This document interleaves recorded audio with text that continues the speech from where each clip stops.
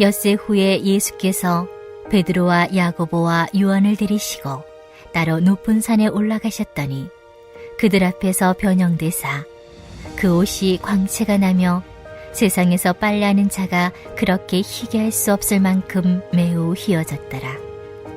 이에 엘리야가 모세와 함께 그들에게 나타나 예수와 더불어 말하거늘 베드로가 예수께 고하되 랍비여 우리가 여기 있는 것이 좋사오니 우리가 초막 셋을 짓되 하나는 주를 위하여 하나는 모세를 위하여 하나는 엘리야를 위하여 하사이다 하니 이는 그들이 몹시 무서워하므로 그가 무슨 말을 할지 알지 못함이더라. 마침 구름이 와서 그들을 덮으며 구름 속에서 소리가 나되 이는 내 사랑하는 아들이니 너희는 그의 말을 들으라 하는지라. 문득 둘러보니 아무도 보이지 아니하고 오직 예수와 자기들 뿐이었더라.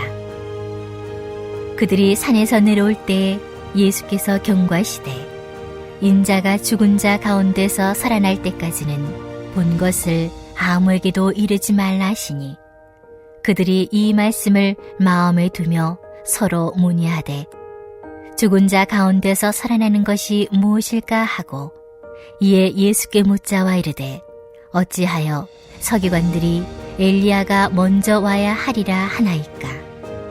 이르시되 엘리야가 과연 먼저 와서 모든 것을 회복하거니와 어찌 인자에 대하여 기록하기를 많은 고난을 받고 멸시를 당하리라 하였느냐. 그러나 내가 너희에게 이르노니 엘리야가 왔으되 기록된 바와 같이 사람들이 함부로 대우하였느니라 하시니라. 할렐루야. 오늘도 하나님이 주시는 말씀의 은혜가 우리 삶 가운데 가득하시기를 주님의 이름으로 축복합니다. 어제 본문에서 예수님께서는 자신의 죽음과 부활에 대해서 처음 제자들에게 밝히셨죠. 그리고 오늘 베드로와 요한, 안드레를 데리고 변화산에 오르십니다. 오늘 이 변화산 사건은 바로 자신의 죽음과 부활의 가르침의 연장선상에 있다는 것을 알게 됩니다. 우리 오늘 본문 시작인 2절 함께 읽어보도록 하겠습니다. 엿새 후에 예수께서 베드로와 야고보와 요한을 데리시고 따로 높은 산에 올라가셨더니 그들 앞에서 변형되사. 아멘. 예수님께서는 제자 3명을 데리고 높은 산에 오르십니다. 여러분, 여기에 제자 3명만 따로 구별해서 데려가신 이유를 특별히 이들이 수제자라 데려가신 것이 아닙니다. 이들에게 가르쳐 주실 것이 있었습니다. 이들이 갖고 있는 가치관이 바뀌어야 되기 때문이었습니다. 또한 이들을 통해서 교회가 세워져야 되기 때문입니다. 그래서 이 3명을 데리고 가신 거죠.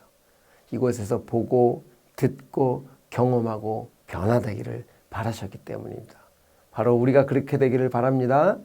그리고 높은 산이라 표현한 것은 말 그대로 높은 산을 의미하기도 하죠. 모세가 시내산 꼭대기에 올라가 하나님을 대면했던 것처럼 이 높은 산은 하나님과 가까운 상징적인 의미이기도 합니다. 여러분 가만히 생각해 보십시다.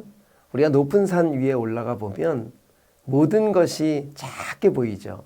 작은 점에 불과합니다. 아무리 잘난 사람도 아무리 의리의리한 집도 작은 점에 불과할 뿐이죠. 그런데 산 아래 우리가 사는 모습은 어떻습니까?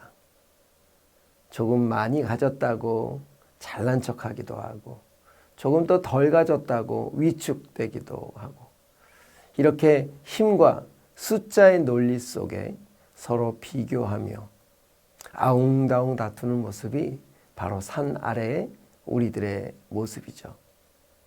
이 세 제자들도 마찬가지였습니다.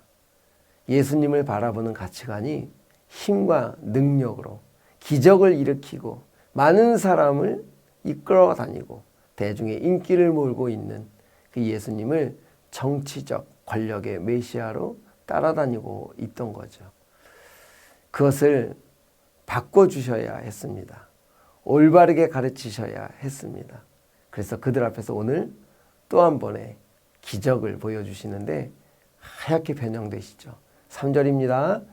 그 옷이 광채가 나며 세상에서 빨래하는 자가 그렇게 희게 할 수 없을 만큼 매우 희어졌더라.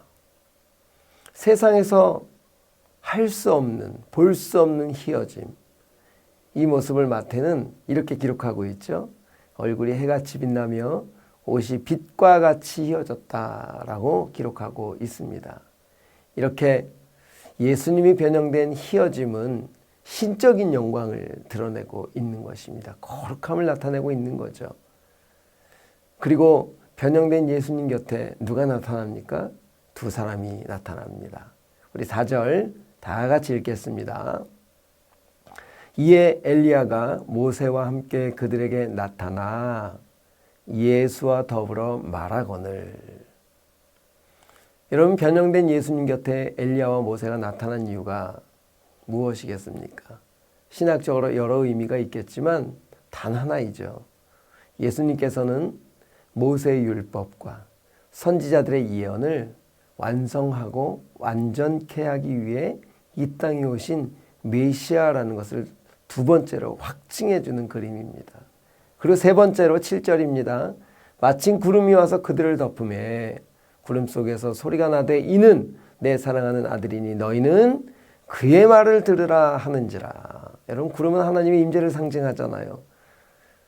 여러분, 희게 변형되시고 모세와 엘리야를 보여주시고 이렇게 하나님께서는 세 번째로 들리는 음성으로 너희가 함께하는 그는 내 사랑하는 자요 내 기뻐하는 자다. 이렇게 우리 하나님께서는 이 제자들에게, 무지한 제자들에게, 세상의 가치관을 갖고 있는 제자들에게 하나하나 가르쳐주고 계시는 것을 볼 수 있습니다.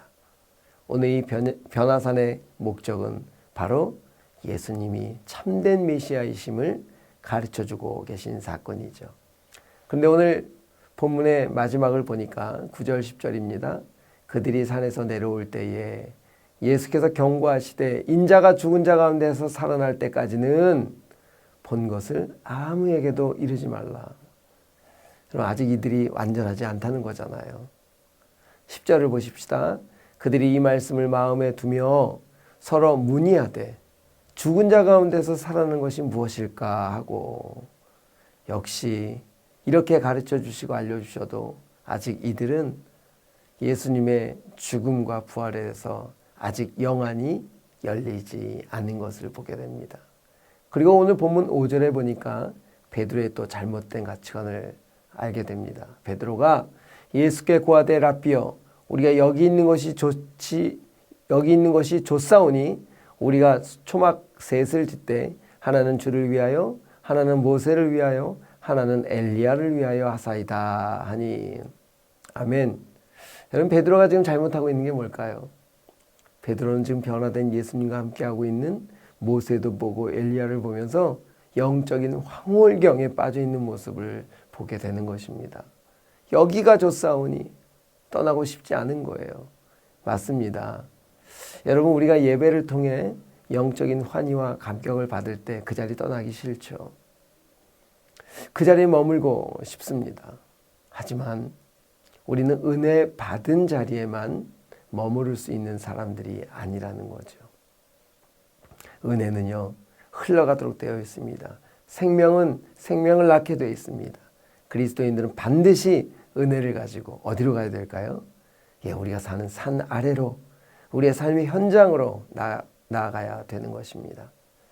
여러분, 교회 안에서 방언을 하고 몇 시간씩 기도를 해도 여러분 나가서 영적인 일들이 나타나지 않는다면 우리는 불교처럼 산속에 머무는 자들이 될 뿐 아니겠습니까?